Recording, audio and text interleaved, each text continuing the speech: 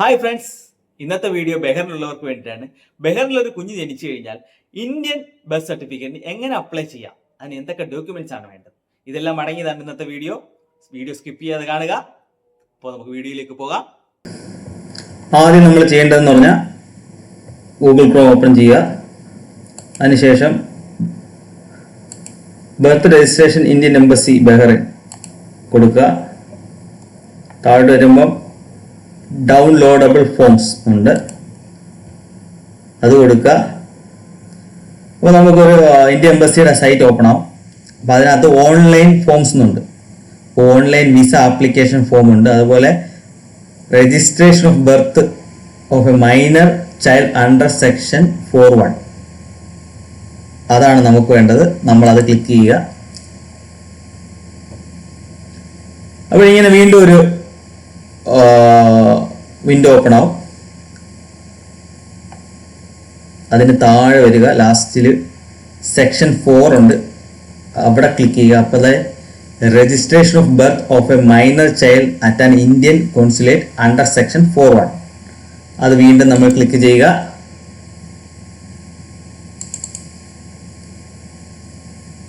നമ്മൾ ആ form fill ചെയ്യുന്ന ഫോം ഉണ്ട്. അപ്പോൾ ഇവിടെ നമുക്ക് പറഞ്ഞിട്ടുണ്ട് how to apply, sample form, ഇതെല്ലാം അവർ കൊടുത്തിട്ടുണ്ട്. നമുക്ക് അതൊക്കെ ചെക്ക് ചെയ്തിട്ടുള്ളൂ. അപ്പോൾ നമുക്ക് ഇപ്പോൾ ആദ്യം ചെയ്യേണ്ടത് ഇനിഷ്യലായിട്ട് ആപ്ലിക്കേഷൻ സ്റ്റാർട്ട് ചെയ്യാനാണ്. നമ്മൾ പുതിയ അപ്ലൈ ചെയ്യല്ലേ, അപ്പോൾ അപ്ലൈ ചെയ്യുക. ഇവിടെ നമ്മുടെ full name of minor child, നമ്മുടെ ജനിച്ച കുഞ്ഞിൻ്റെ ബർത്ത് സർട്ടിഫിക്കറ്റിലുള്ള ബഹ്റൈൻ ഹോസ്പിറ്റലിൽ നിന്ന് ബഹ്റൈൻ ഗവൺമെൻറ് തന്ന ബർത്ത് സർട്ടിഫിക്കറ്റിലെ നെയിം ഫുള്ളായിട്ട് കൊടുക്കുക, ജെൻഡർ കൊടുക്കുക, ബർത്ത് ഡേറ്റ് കൊടുക്കുക. ഒരു കാരണവശാലും അത് തെറ്റിപ്പോകാൻ പാടില്ല. ബർത്ത് പ്ലേസ് കൊടുക്കുക, ബർത്ത് പ്ലേസ്, അതുപോലെ ബർത്ത് കൺട്രി ബഹ്റൈനാണ്. ഐഡന്റിഫിക്കേഷൻ മാർക്ക്, കുഞ്ഞിന് ഐഡന്റിഫിക്കേഷൻ മാർക്ക് കാണത്തില്ല, അപ്പോൾ നോന്ന് തന്നെ കൊടുക്കാം. നമ്മുടെ ഇമെയിൽ ID കൊടുക്കുക, നമ്മുടെ ഇവിടുത്തെ ഫോൺ നമ്പർ കൊടുക്കുക. അത് കഴിഞ്ഞിട്ട് ഫാദർ ആൻഡ് ഇന്ത്യൻ സിറ്റീസ് ചോദിച്ചിട്ടുണ്ട്, അപ്പോൾ നമ്മൾ S കൊടുക്കുക. ഫാദറിൻ്റെ പേര് കൊടുക്കുക. S കൊടുക്കുമ്പം ഫാദറിൻ്റെ പേര് കൊടുക്കും. അപ്പോൾ ഇവിടെ എന്ത് വർക്കാണ് ചെയ്യുന്നതെന്ന് കൊടുക്കണം. അപ്പോൾ ഇവിടെ നമ്മൾ സ്വാഭാവികമായിട്ട് നമ്മളൊരു പ്രൈവറ്റ് സെക്ടറിലായിരിക്കും, അങ്ങനെ കൊടുക്കാം. അതുപോലെ അത് ഒരു പ്രൈവറ്റ് സെക്ടർ, അതിന് ടീച്ചറാണെങ്കിൽ ടീച്ചർ കൊടുക്കാം, നേഴ്സാണെങ്കിൽ നേഴ്സ് കൊടുക്കാം. അപ്പോൾ ഞാനൊരു പ്രൈവറ്റ് സെക്ടർ ചുമ്മാ കൊടുത്തതെന്ന് വെച്ചേ ഉള്ളൂ. അതുപോലെ സിറ്റിസൺ ബൈ ഇന്ത്യ, ഫാദർ എങ്ങനെയായിട്ട് ബർത്ത് വഴിയാണ് ജനിച്ചപ്പോൾ കിട്ടിയ സിറ്റിസണാണ്. ഇനി പാസ്പോർട്ട് കൺട്രി കൊടുക്കണം, ഇന്ത്യ. പാസ്പോർട്ട് നമ്പർ ഫാദറിൻ്റെ കൊടുക്കണം. അതുപോലെ mother and Indian citizen, S കൊടുക്കുക. മദറിൻ്റെ പേര് കൊടുക്കുക, മദറിൻ്റെ ഒക്യുപ്പേഷൻ കൊടുക്കുക, എങ്ങനെയാണ് ബർത്ത് വഴിയാണോ കിട്ടിയത് അത് കൊടുക്കുക. സിറ്റിസൺ ഓഫ് ഇന്ത്യ അതെല്ലാം കൊടുക്കുക. കൺട്രി കൊടുക്കുക, പാസ്പോർട്ട് കൺട്രി ഇന്ത്യ കൊടുക്കുക, പാസ്പോർട്ട് നമ്പർ കൊടുക്കുക. ആപ്ലിക്കേഷൻ ഫോട്ടോ അതും 2x2 ഇഞ്ച് സൈസാണ് ഫോട്ടോ വേണ്ടത്. ഞാനിവിടെ ആൾറെഡി കുഞ്ഞിൻ്റെ അപ്ലൈ ചെയ്ത കുഞ്ഞിൻ്റെ ഫോട്ടോയാണ്. ജസ്റ്റ് ഞാനിങ്ങനെ ഒരു ഫോട്ടോ എടുത്തിട്ട് കണ്ടില്ലേ ഫോട്ടോ, ഇങ്ങനെ ഒരു ഫോട്ടോ എടുത്ത് അപ്ലോഡ് ചെയ്യുകയാണ് ചെയ്തത്. അത് വൈറ്റ് ബാക്ക്ഗ്രൗണ്ടാണ്. അത് നിങ്ങൾക്ക് ChatGPT എന്തെങ്കിലും യൂസ് ചെയ്തിട്ടാക്കാം. അത് കഴിഞ്ഞ് പേരൻറ് സിഗ്നേച്ചർ വേണം. ഒരു വെള്ള പേപ്പറിൽ നമ്മൾ എടുത്തിട്ട് ഫാദർ മദർ എന്ന് എഴുതിയിട്ട് രണ്ട് പേരും അവിടെ ഒപ്പിടുക. ഒപ്പിട്ട് അത് ഫോട്ടോ എടുത്ത് PDF ആക്കി നമുക്ക് അപ്ലോഡ് ചെയ്യാം.